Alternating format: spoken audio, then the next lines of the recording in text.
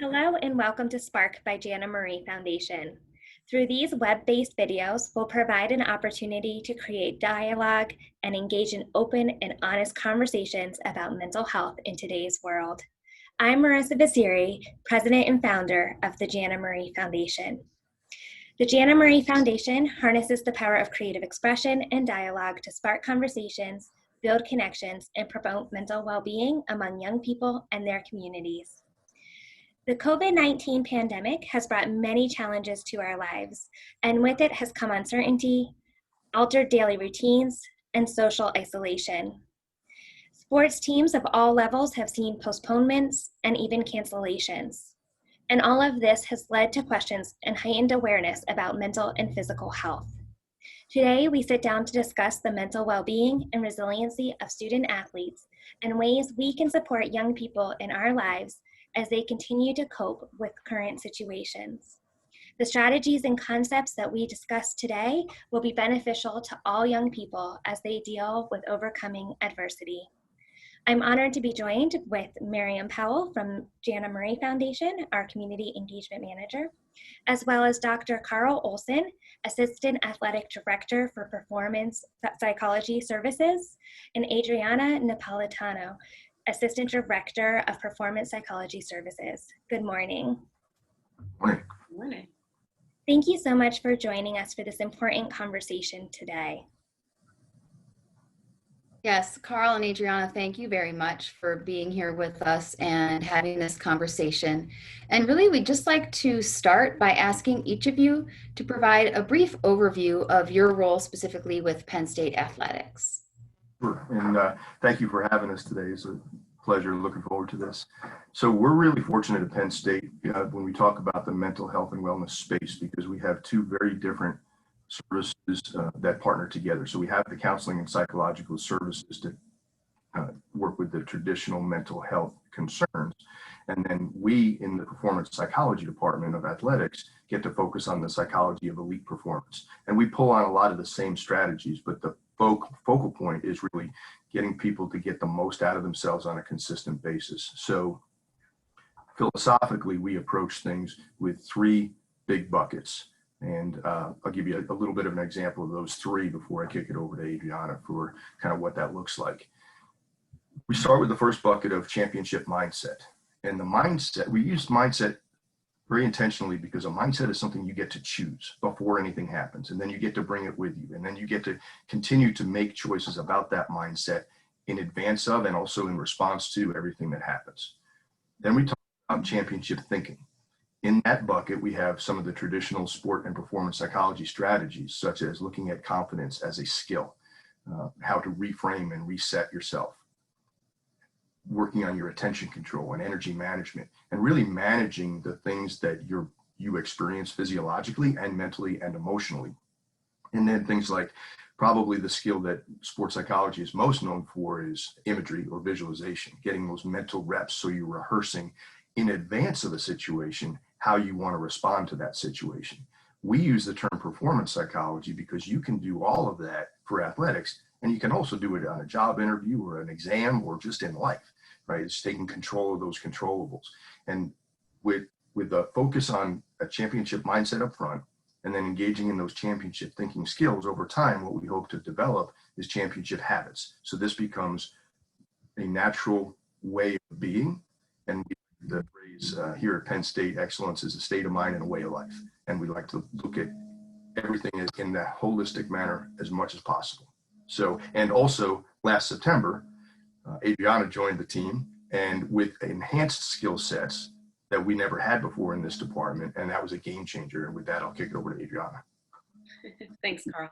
So as Carl said, I actually did only start last September, so just coming up on a year now. And the way we've structured, because we are a two-person department, and there's 850 plus student athletes, obviously that's a very, very wide range of trying to make contact. And so we structure we tier our services in a more productive manner so that we can make the most impact with just two people. So number one priority is to be a resource to the coaches.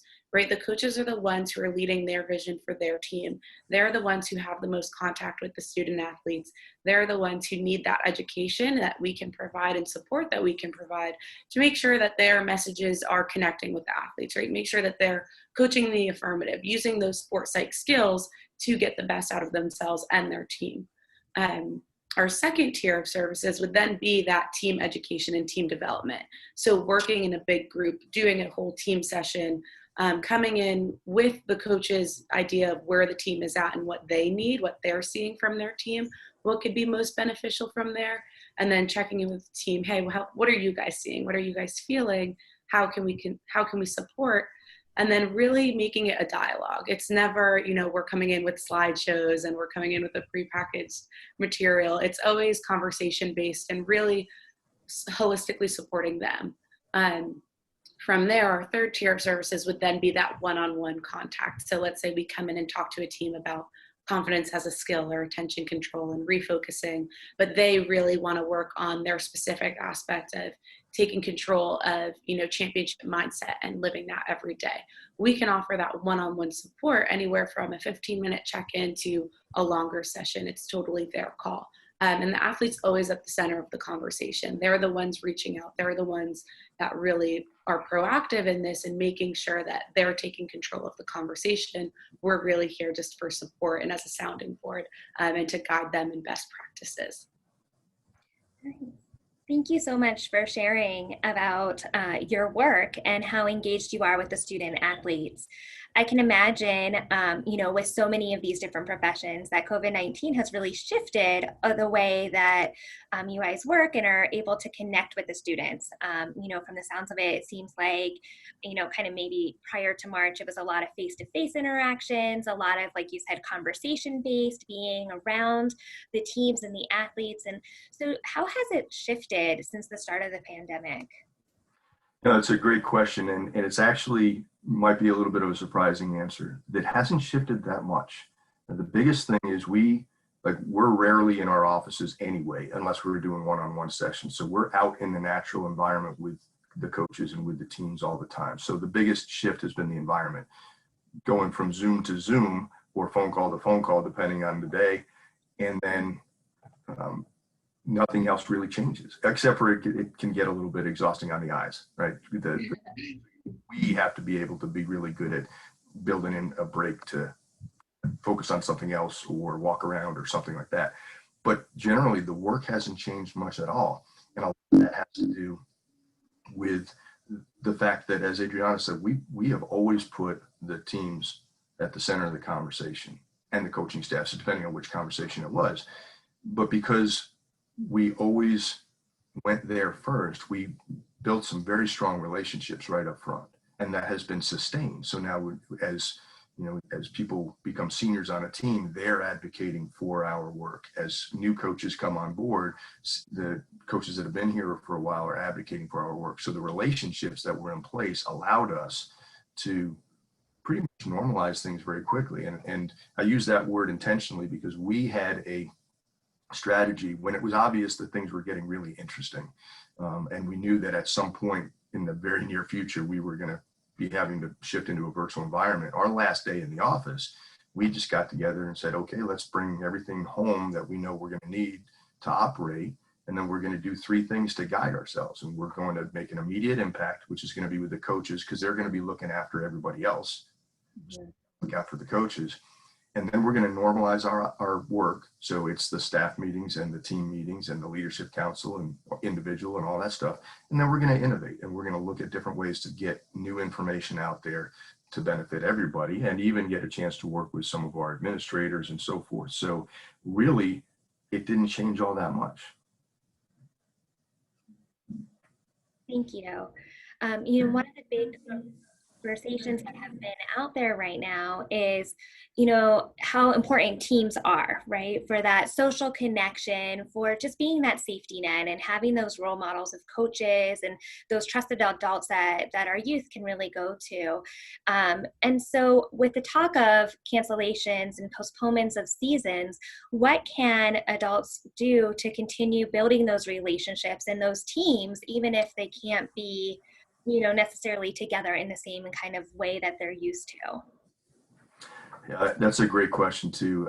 And I love the fact that you used the phrase social connection, right? Because we have heard right from the start, we heard about social distancing. Mhm.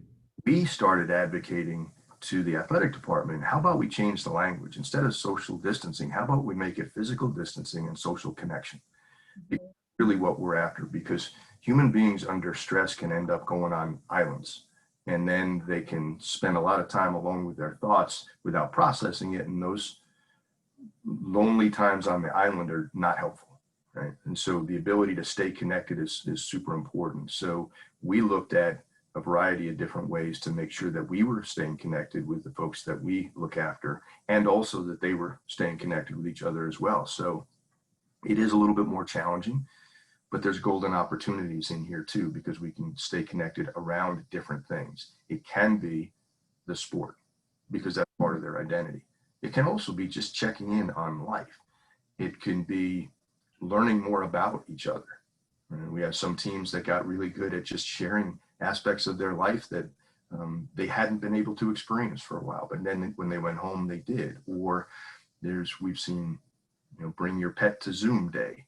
We've seen virtual movie nights. We've seen cooking contests and things like that. And also we've encouraged coaches to not overdo the connection, because people do need their downtime as well. And so kind of the guiding comment for that was really, well, what would you normally be doing at this time of season? If you were letting them go to spend time with family, do that and then just check in. But if you would be together, let's find a way to stay together around something that's meaningful. And whenever possible, let the student athletes decide what that looks like. Those are some great advice. Thank you. With that, and with all of the changes that we have been experiencing, I think it's great to hear how you and Adrianna have really worked to try to maintain that level of normalcy, both in how you operate within your roles, but then also maintaining that with the coaches and the student athletes that you work with. In doing that, and in still reaching out in those innovative ways, what are some of the big themes that you're seeing in respect with the student athletes and their current reality as they respond to these changes, both good or bad? Yeah, I think that's something that is ever changing. Realistically, their current reality, it's like every day something new comes up, and they're handling it and just taking it day by day. And that's exactly what we're trying to emphasize, of that aspect of understanding and accepting the uncertainty, making it easier to handle than said uncertainty. A lot of times we see frustration set in when you're trying to control something that you really don't have control over. So highlighting, like, listen, I can't control what's going on around me, a lot of aspects of what's going on around me, but maybe there are little pockets where I do have control, and this is what I'm then going to do about it. So recognizing and then accepting, leading us to then take advantage of what that next moment is, but also then seeing a big theme of that connection, right? Like, who are my support system? Who can I reach out to? And what can I do to take advantage of this time? Because although there is a lot of uncertainty, this is the perfect time to really explore more about who I am, maybe outside of just being a student athlete, right? What are those different aspects of my identity that maybe I haven't had the chance to explore earlier? And so seeing this not as a time of just loss, even though it definitely is, but focusing too on what we can gain from there. I think that's a big theme that's come out of this. Okay, thank you very much. And that idea that you touch on with the identity, I know that really is a big part of every athlete's identity, is how they're tied to their sport. And so I think that can be one of the silver linings of this that you just talked about, is finding your talents and your passions and some of your desires beyond just the sport that you play. And it's kind of necessary to explore that right now. So thank you again for reinforcing that idea. With everything that is going on within the world of the COVID pandemic, we also know that there has been just additional unrest in our world and our society and our community. And within the last week, we've seen many professional athletes and even entire organizations within professional sports boycott competitions to bring further attention to the Black Lives Matter movement and the importance of equity. Have you seen this sense of activism within some of the college athletes that you're working with as well? And how has that looked? How has that felt? And again, how are you working with athletes in this aspect of their life that I know probably has some significance? Yeah, absolutely. And I think it does tie back to what we were just talking about with identity being so strong. You can't ignore the fact that these student athletes are more than just athletes, right? They are a living, breathing human that has their own life experiences. And one of my favorite parts of the job has been seeing how passionate they are now about activism and being involved and wanting to make change, and really to have like an active part in that. Which has been phenomenal. And so we've seen things from conversations with staff and team members of like, hey, what can we do here? And again, taking control of those controllables, making sure everyone's registered to vote, right? The importance of voting, not just at the national, like huge level, but also your local level, and understanding, okay, what does that look like? How can we make changes on a smaller level to influence and impact than a big level? So a huge conversation around that. Also seeing like, well, what can we do? You've seen a lot of messages coming out from either individual players or just a team in general coming together to make a statement of this is what we stand for, this is what we believe in, and having it not be so cookie cutter, having them really show their emotions and their vulnerabilities, and this is how I feel. And I think that's fantastic, and having them take advantage of their platform because they are being watched. And they understand that not saying something also says something, and wanting to be a part of something larger than themselves, which I think is something that Penn State athletics has always kind of preached. You are a part of something bigger than just yourself. And now these athletes are really taking control of the conversation and the narrative of how they want things to go. So overall, it has been just different environments and different things coming across, but the athletes always leading the conversation. I do think Penn State swimming and diving, I have to give a little shout out to them.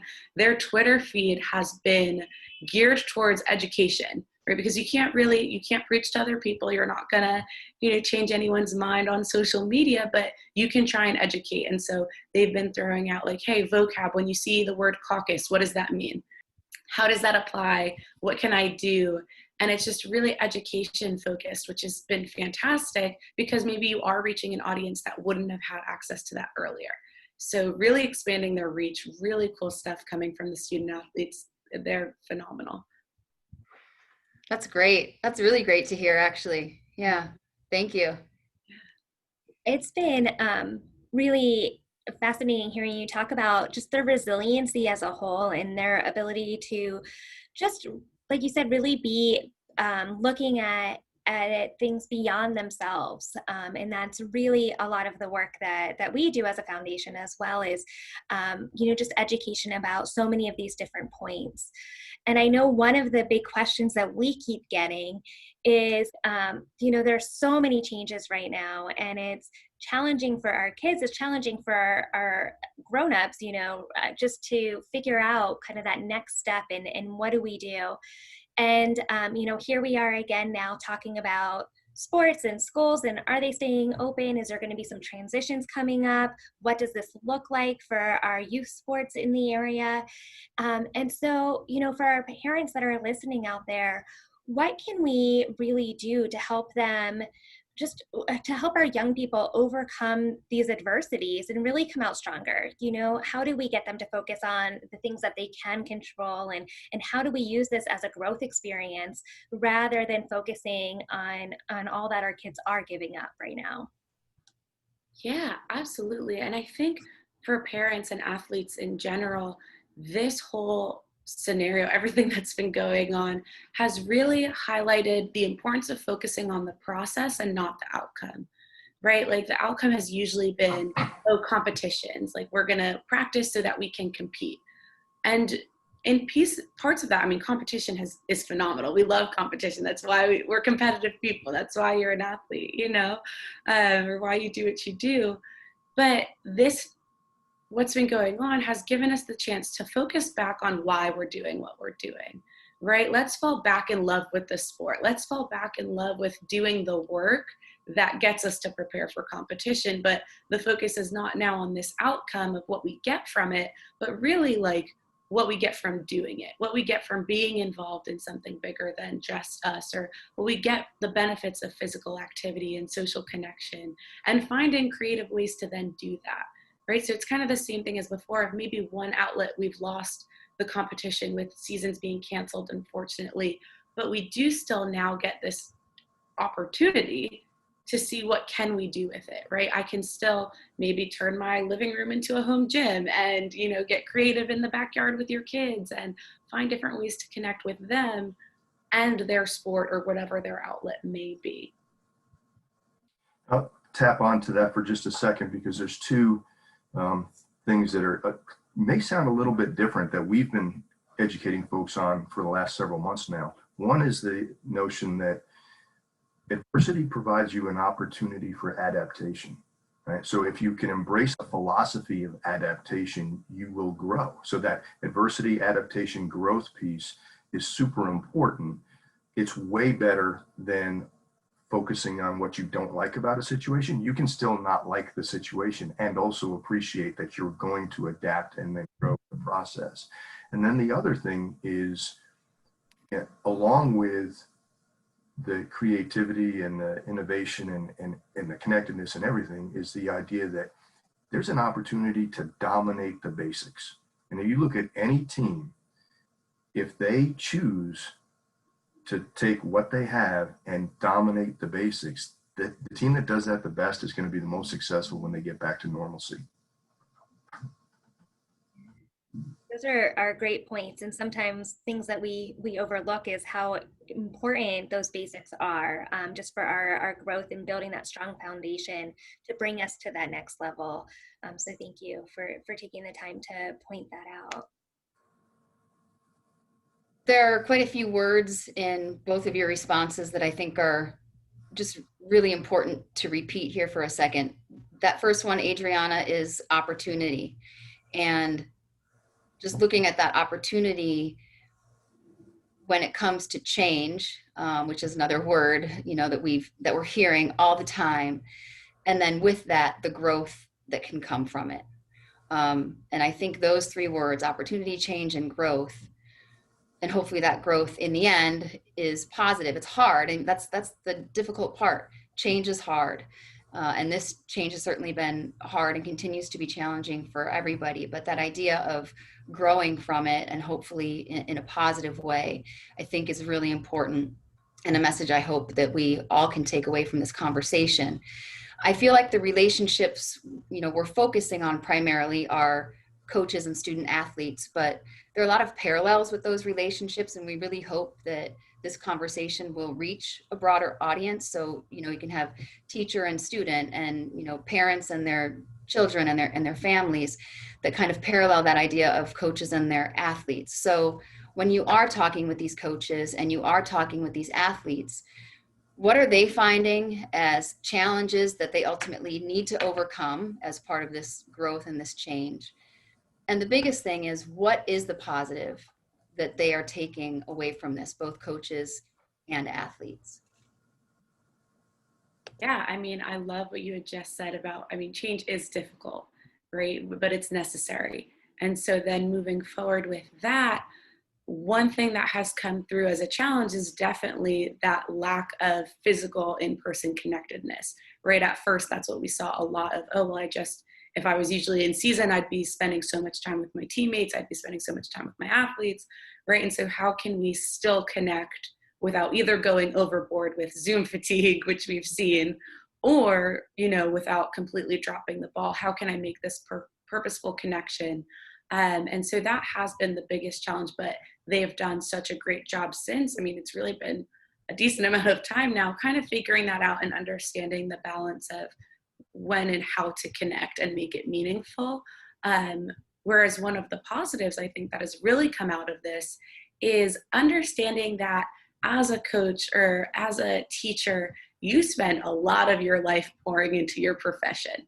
And that might come at the extent of some personal life, maybe not as much time with family or not as much time at home because you're constantly in your classroom, maybe prepping for the next day, or on the field in the office going over game plans. But now seeing that there can be a balance, right? I can do more stuff at home than maybe I would have thought previously. And we never would have found that out if we hadn't been in this situation. So I can get more of that family time. I can get more of that personal time while also still being pretty good at my job and still making do. So I think that is probably one of the biggest benefits coming out of all of this. Okay, thank you very much. And again, we appreciate the time that you have spent with us.